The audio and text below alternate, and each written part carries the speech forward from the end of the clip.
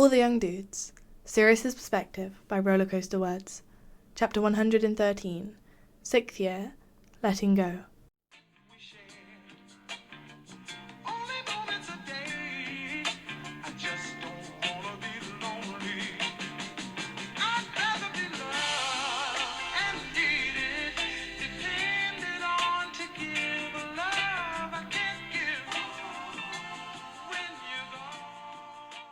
Mid-May, 1977.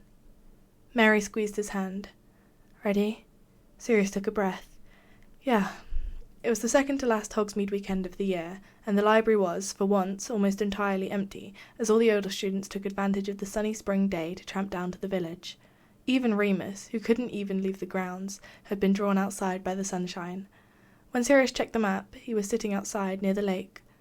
It was getting easier, walking through those wide double doors. A few months ago, Sirius hadn't even been able to imagine simply standing between the bookshelves without a cold shiver of fear running down his spine. But every time he set foot inside, and nothing horrible happened, although his spiking adrenaline screamed that it would, and that he needed to run, a tiny bit of the terror slid away, like chipping at a block of ice. "Quiz me on potions," Mary said as they stepped through the door. 3 primary ingredients in a pepper-up potion." His heartbeat sped up, as usual. Bicorn horn? Jewelweed? Something with an M? Murtlap. You're safe, Sirius thought to himself, concentrating on the warmth of Mary's palm in his. You're at Hogwarts and you're safe. There's nothing to run from. Still, his body responded as if to a threat, pulse kicking, adrenaline surging. Oh, and mandrake root. Sirius gave her a tight smile. Correct. Give me another. Go on. They were walking between 2 shelves now, walled in on either side by the soaring stacks. What colour is dye? What colour dye produced by goosegrass? Easy. Red. Oh, clever you. Sirius meant for the words to sound light, teasing, but his voice was stretched thin, taut like wire. Your turn. Which part of the alchemy is used in Felix Felicis? They had stopped now, standing between the shelves, and Mary let go of his hand to search for a book. Sirius stared down the aisle, to the window, at the opposite end, where he could see the sunshine streaming through, but it was so far away. Sirius! Mary snapped her fingers in front of his face, interrupting his thoughts. What? Felix Felicis. What part of the alchemy is an ingredient? He blinked. Oh. Eggs? Wrong. What? I said you got it wrong. Mary found what she was looking for, picking at a thick book off the shelf and reaching down for his hand again as they started back down the aisle. Try again. Sirius frowned, thinking hard. How could he have been wrong? He was never wrong, not when it came to rote stuff. Memorizing was a breeze. If it wasn't eggs, what was it? Alchemy feathers were used in potions, too, and sometimes the beaks, although it was debatable amongst magical creature conservationists over whether it was ethical. But neither of those were in Felix Felicis. Mary let go of his hand again as they approached Madame Pince's desk. The shriveled librarian sniffed disapprovingly while she checked the book out, as if Mary were committing a mortal sin by actually using the library for its intended purpose.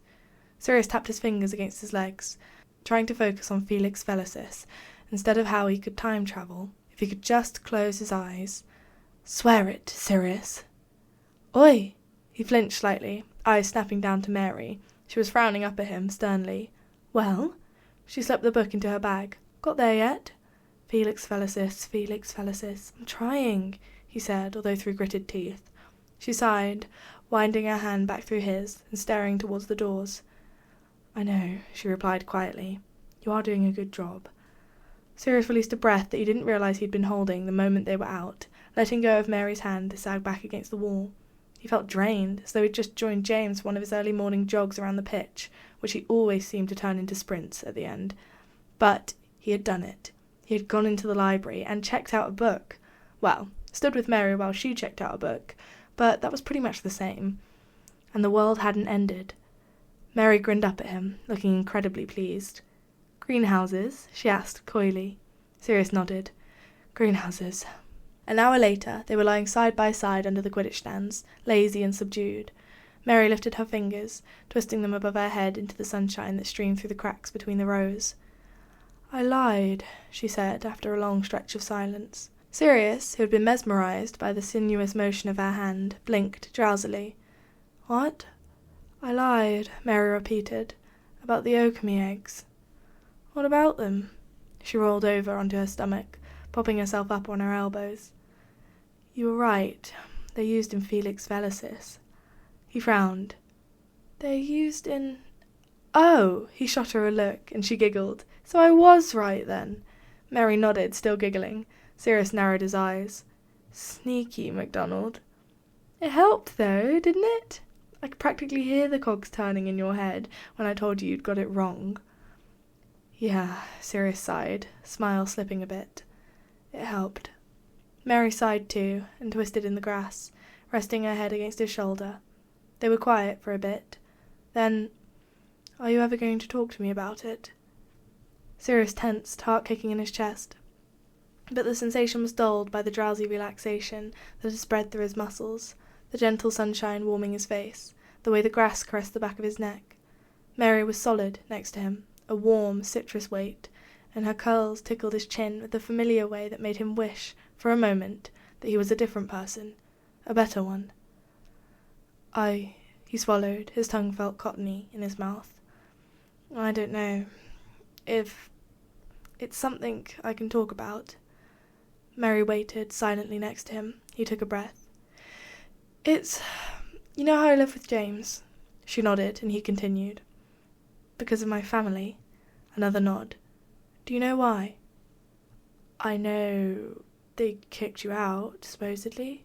Sirius huffed a laugh. "Supposedly," he muttered, tapping his fingers in the grass next to his thigh. It's really fucked, actually, what happened. And I try not to think about it, usually, because it's not—" He swallowed again, wishing that he had a glass of water. It's not something that I can get better, you know? Like, you know how people say that time heals all? I thought maybe time would, I don't know, it would make it be less, get smaller, whatever. I don't know how to explain it. "It's okay," Mary said quietly. "I think I understand." Sirius nodded. "Okay. Yeah. Okay. So, I thought time would make it better, but it doesn't. It makes it easier, sort of, not to think about what happened. But then, sometimes something happens, and I do think about it. It's like I'm back there all over again, with my mum—" He broke off, inhaling sharply. "Sorry." He shook his head. I can't talk about it. Sorry." "It's all right," Mary said. Her voice was so soft that a lump rose in his throat. They were quiet for a bit, listening to the shouts from the group of younger students taking advantage of the empty pitch to race on their brooms. "Mary?" "Mm-hmm." "I'm sorry." She sat up slightly, propping her chin on her hands and shooting him a bemused smile. He flushed. "Just for everything last year. I didn't treat you very well, and I don't think I ever properly apologized." She smiled dryly. "You didn't." "Right. Well, I just feel like I should say you didn't deserve it. So, I'm sorry." Do my ears deceive me? Is the great and magnificent Sirius Black actually admitting that he was wrong? Oh, shut up, or I'll take it back. She laughed, the way she always did, with her whole body, shoulders shaking. Sirius smiled, despite himself, feeling lighter than he had in months.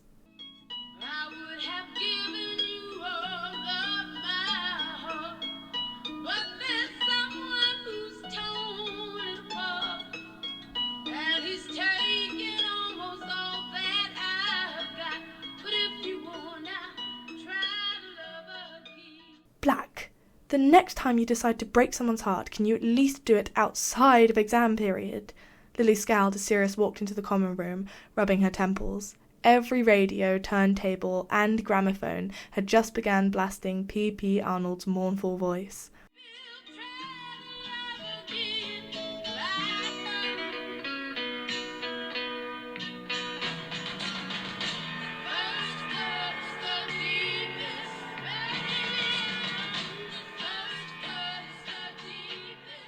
What do you want me to do about it? Sirius growled, stomping over to the nearest radio, trying desperately to shut it off.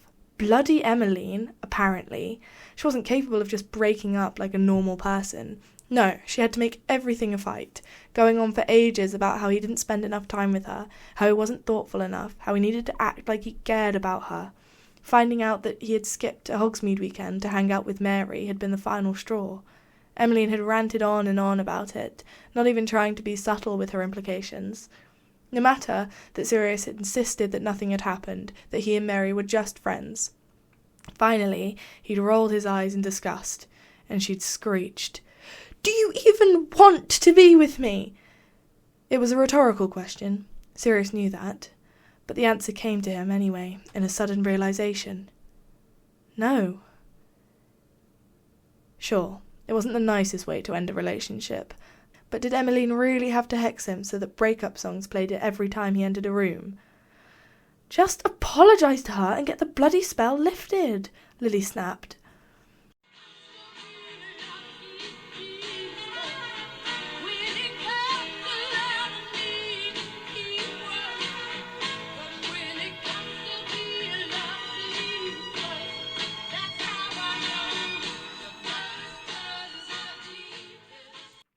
Got nothing to apologise for, he shouted, turning back to the radio. Silencio! Silencio! Silencio! Silencio! Finally, the music stopped. Sirius blew out a frustrated breath, tugging his fingers through his hair. You've got to give it to the girl, Mary said thoughtfully. She's creative.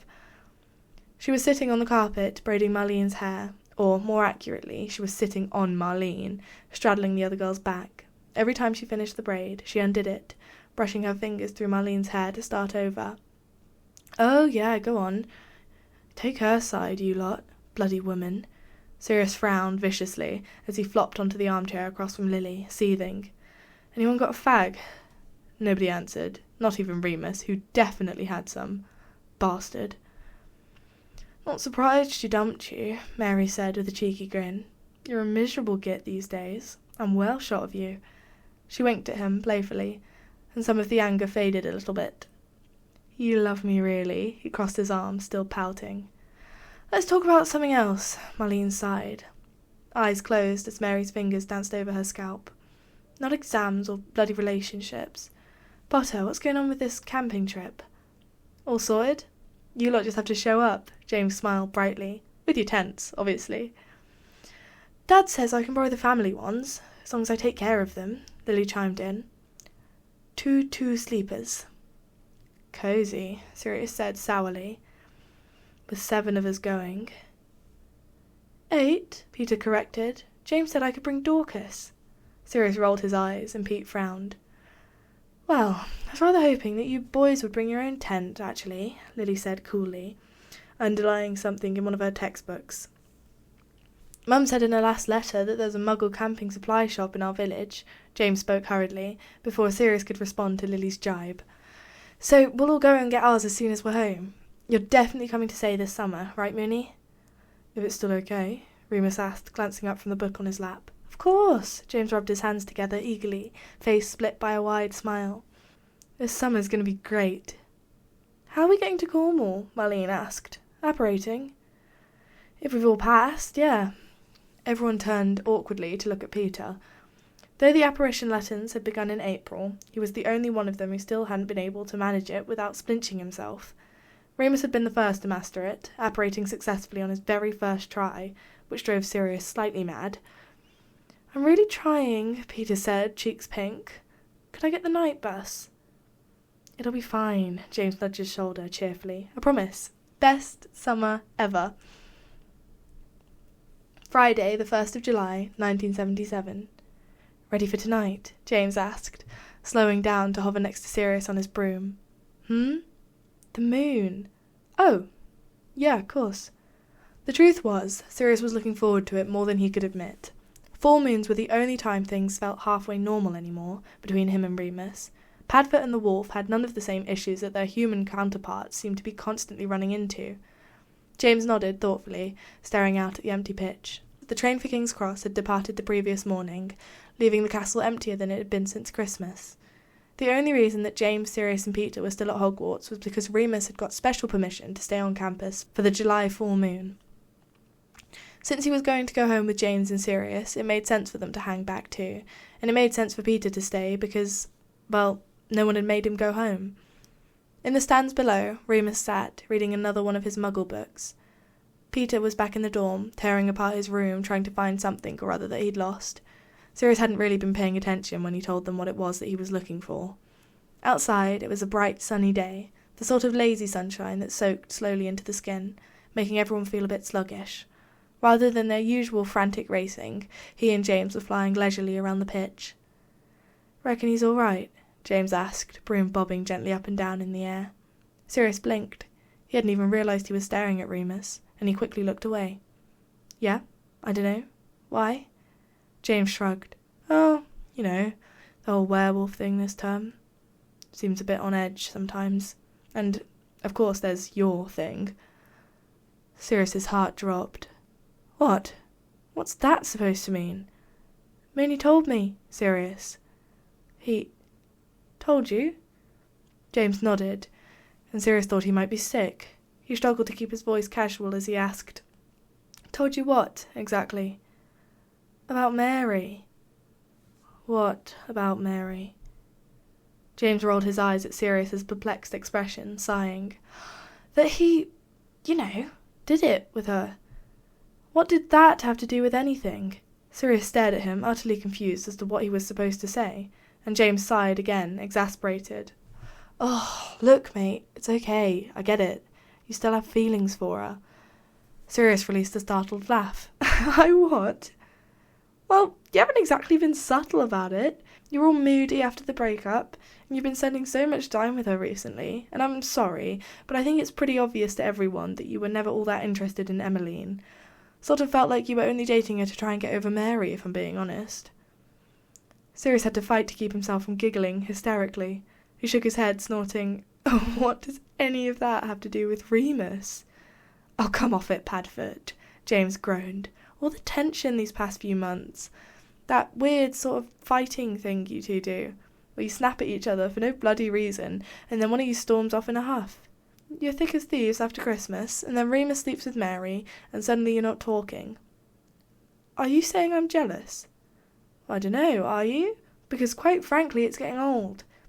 If you were trying to keep it this big secret that you still fancied Mary, then you can't have expected him to know." Sirius blinked, a bit surprised by the frustration in James's tone. "I don't fancy Mary." James rolled his eyes again and gave him a disbelieving look. "Fine, you don't fancy Mary, but whatever this mysterious grudge that you're holding, I don't want it ruining my camping trip, understand?" Sirius smirked. "Oh, so it's your camping trip, is it?" James leaned over and shoved his shoulder, and Sirius laughed. All right. He robbled for a moment before regaining his balance. "I'll talk to him." Saturday, the 2nd of July, 1977. Sirius sat beside Remus's hospital bed, waiting for the sleeping draught that Madame Pomfrey had given him to wear off. It was very quiet in the hospital wing, peaceful, except for his heart, which was pounding like a drum. Sirius knew when he thought about it that James was right. Well, not really. He was actually very wrong about most of it. But the stuff that mattered. He knew that he had been holding a grudge against Remus, and he knew deep down that it wasn't fair. It had been one thing when it was just distance, when it was just Mooney ending things, as Sirius had always known he would, because he finally came to the conclusion that Sirius had been trying to ignore all along. That what was happening between them wasn't right, wasn't normal, wasn't something that Remus wanted, not really.